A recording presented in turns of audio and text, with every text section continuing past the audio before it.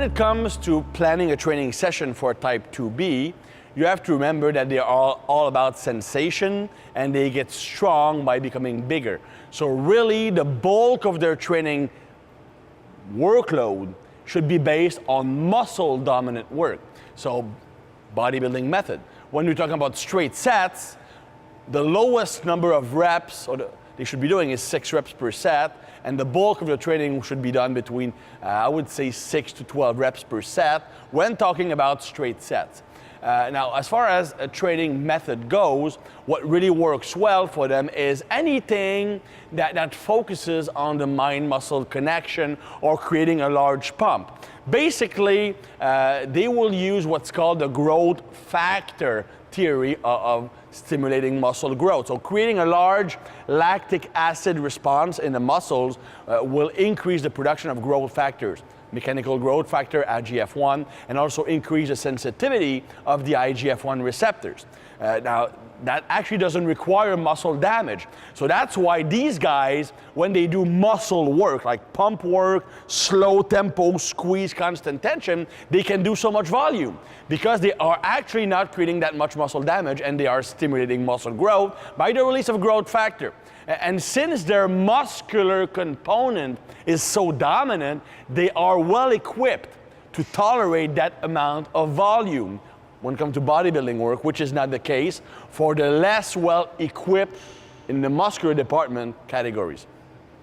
Now, don't get me wrong, just because you have a stronger muscle component doesn't mean you can build more muscle. Just like a type 1A has a very low muscle component doesn't mean that they can't build muscle. It means that to build muscle, they need to get stronger, focus on the neurological aspect, whereas a 2B, if they want to get stronger, they still need to focus on making those muscles bigger, doing mostly bodybuilding work in a 6 to 12 rep range, or in, I would say, 60 to 80% intensity zone. Now, as far as training method goes, anything typically seen as bodybuilding training, slower tempo, squeezing, rest pauses, drop sets, supersets, pre-fatigue, post-fatigue. Basically, if you go on Thibarmy.com and you look at the videos about the accumulation training methods, that is great for the type 2B. Now, they still have a very small amount of neurological component, but for them, any kind of heavy lifting is very traumatic, so they can't do a lot of it.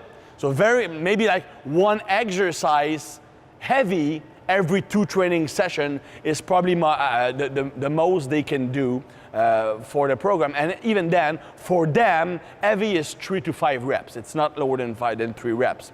Now, they should not be doing much, if any, explosive work. They are not built for it, they don't like it, it goes against their nature, it will decrease their motivation and probably increase the risk of injuries because they are not built to do it. Now these guys, when it comes to training frequency, now it's something I didn't mention that much, but the type 1s, so 1A, 1B, can have the highest training frequency because they need frequent training to get that dopamine rush. So they can train 6 days a week, but shorter duration. The type 2A also need to train fairly often to get that adrenaline rush, but they can train maybe 4 or 5 days a week because they need more recovery time because they're fatiguing 2 systems. The type 2Bs, it really depends on fatigue level. Type 2Bs are those who are the most affected by fatigue when it comes to how much training they can do in a week. So in a normal state, they can train 5, sometimes 6 days a week if it's only muscle work. So if they have some neurological and muscle work, they can train 4 times a week. If it's strictly bodybuilding work, muscle dominance work, they can train 5, sometimes 6 days a week. And if they are in a very high stress period, they should train about 3 or 4 times a week and avoiding any kind of heavy work and especially explosive work. When they deload, they should deload by reducing the training frequency and dropping all neurologically demanding exercise. In fact, a type 2B, when deloading, would go to the exercises with a very low neurological component. So using lots of cables, lots of machines, and more isolation work, because it will allow them to keep their training volume fairly high while allowing the nervous system to recover, which is their main drawbacks. Now, the biggest pitfall when it comes to training and dieting of the 2Bs, because the 2Bs are those the most attracted to bodybuilding, is when they are dieting down and they are depleted, they can migrate toward a type 3 and always doing the same thing over and over and over again. That's a symptom that diet might be overly restrictive.